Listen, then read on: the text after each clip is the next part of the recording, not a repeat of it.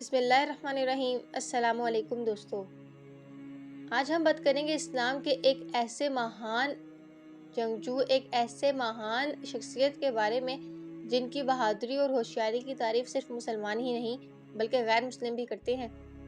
اس عظیم جنگجو کی پیدائش 592 عیسوی میں مکہ میں ہوئی تھی۔ ان کے والد جن کا نام ولید تھا وہ مکہ کے سب سے امیر اور مشہور لوگوں میں سے تھے۔ دوستو، جس وقت اسلام کے پیغمبر یعنی حضرت محمد صلی اللہ علیہ وآلہ وسلم نے اپنے نبی ہونے کا اعلان فرمایا اور لوگوں کو اسلام کی طرف بلانا شروع کیا، اس وقت خالد بن ولید کی گنتی ان لوگوں میں ہوتی تھی جو لوگ اسلام کے سب سے زیادہ مخالف تھے۔ یہ اسلام کے سب سے زیادہ کٹر دشمن تھے اور اعلان نبوت کے 19 سال بعد تک یہ کافر ہی رہے۔ یہ اسلام کے اتنے زیادہ اور بڑے دشمن تھے کہ ہمیشہ اسلام کو مٹانے کے بارے میں ہی سوچا کرتے تھے، اور کوئی نہیں جانتا اللہ جسے چاہے ہدایت دے دے، اور یہی خالد بن ولید کے ساتھ ہوا۔ دوستو، جب بھی مسلمانوں اور کافروں کے بیچ جنگ ہوا کرتی تھی تو زیادہ تر جنگجو میں کافروں کی طرف سے فوج کی کمانڈر حضرت خالد بن ولید ہی ہوا کرتے تھے، کیونکہ یہ فوج میں سب سے زیادہ مہارت رکھا کرتے تھے۔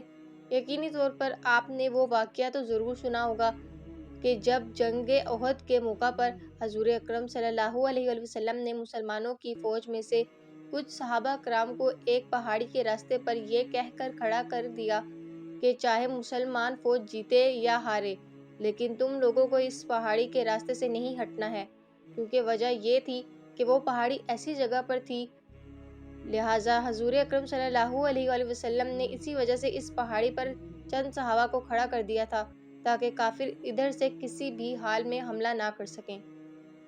بہت خطرناک جنگ ہوئی، مسلمانوں نے گنتی میں کم ہونے کے باوجود بھی مکہ کے کافروں کو دھول چٹا دی، لیکن یقیناً خدا تعالیٰ کو کچھ اور ہی منظور تھا۔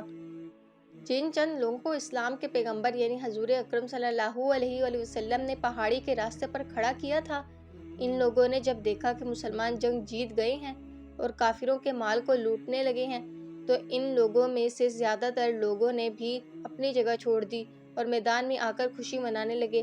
اس کا نتیجہ یہ ہوا کہ خالد بن ولید جو اس وقت کافروں کی فوج میں شامل تھے اور اس وقت کافر ہوا کرتے تھے اور جنگ میں بہت زیادہ مہارت رکھا کرتے تھے، انہوں نے اپنے چند لوگوں کے ساتھ پیچھے سے مڑ کر اس پہاڑی والے راستے سے مسلمانوں پر دوبارہ حملہ کیا۔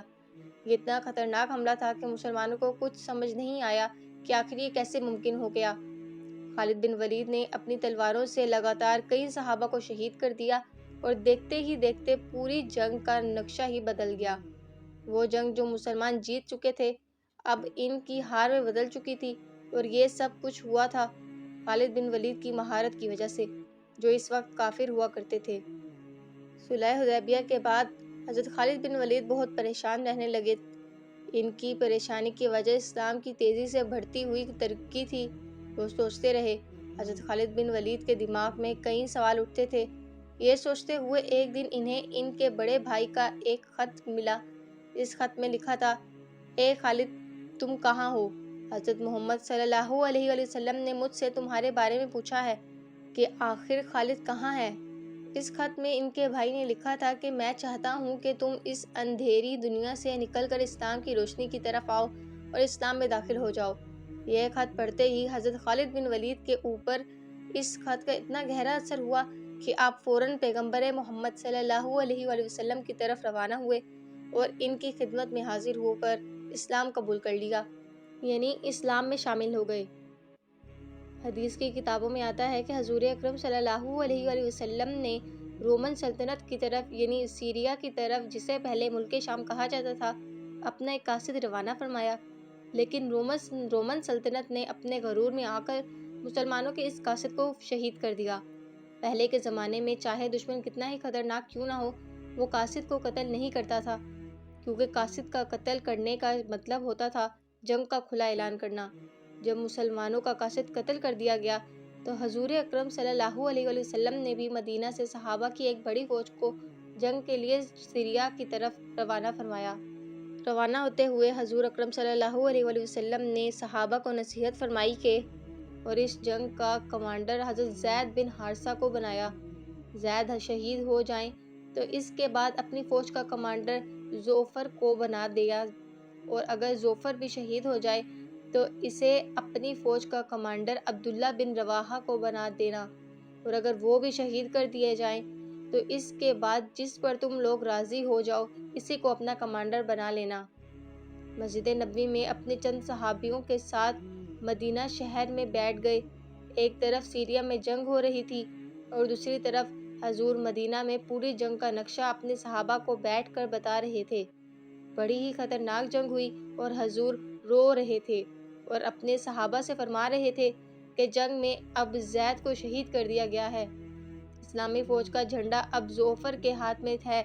تھوڑی دیر کے بعد حضور رو رہے تھے اور کہہ رہے تھے کہ ظفر کو بھی شہید کر دیا گیا ہے اور اب جنگ کا جھنڈا عبداللہ بن رواحہ کے ہاتھ میں ہے۔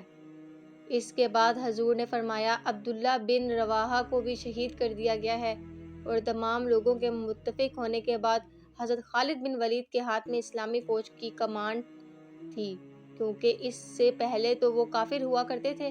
لہٰذا جب اسلام کا جھنڈا حضرت خالد بن ولید کے ہاتھ میں آیا اور اس چیز کو رومن سلطنت کی فوج نے دیکھا تو ان کی آدھی ہمت تو حضرت خالد بن ولید کو دیکھ کر ہی ٹوٹ گئی تھی۔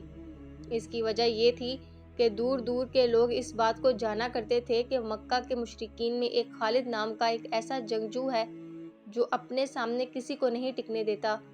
ظاہر ہے اب یہ اسلام میں داخل ہو چکے تھے اور اب یہ اسلامی فوج میں تھے، لیکن اپنی پرانی جنگی مہارت کو کبھی نہیں بھولے تھے۔ دوستو، بہت خطرناک جنگ ہوئی اور حضرت خالد بن ولید کی سپہ سالار میں مسلمانوں نے یہ جنگ جیت لی، اور اس جنگ میں حضرت خالد بن ولید اتنے جوش کے ساتھ لڑے اور اتنے خطرناک طریقے سے لڑے کہ اس جنگ میں حضرت خالد بن ولید رضی اللہ تعالیٰ عنہ کے ہاتھوں سے 9 تلواریں ٹوٹ گئی تھیں۔ سوچئے 9 تلواریں، یقیناً ایک تلوار کسی بھی مرد کے ہاتھ سے ہی ٹوٹ سکتی ہے، اور جس کے ہاتھ سے 9 تلواریں ٹوٹیں، سوچئے اس نے جنگ میں کتنے لوگوں کو قتل کیا ہوگا۔ دوستو، جیسا کہ میں نے آپ کو پہلے بھی بتایا کہ پیارے نبی اکرم صلی اللہ علیہ وسلم سیریا میں ہو رہی جنگ کا حال مدینہ میں بیٹھ کر اپنے صحابہ کو بتا رہے تھے اور رو رہے تھے، تو جب حضرت خالد بن ولید نے اپنی بہادری کے بلبوتے پر اس جنگ کو فتح کر لیا تو حضور صلی اللہ علیہ وسلم نے خوش ہو کر تمام صحابہ کے سامنے حضرت خالد بن ولید کو ایک نیا نام دیا، اور وہ نام تھا سیف اللہ۔ اور حضور نے فرمایا کہ اب مسلمانوں کی فوج کا سپہ سالار سیف اللہ کے ہاتھ میں ہے۔ سیف اللہ کا مطلب ہوتا ہے اللہ کی تلوار۔ حضور نے تمام صحابہ کو جنگ کی فتح کی خوشخبری سنائی۔ یہ جنگ بعد میں جا کر جنگ مطہع کے نام سے مشہور ہوئی تھی۔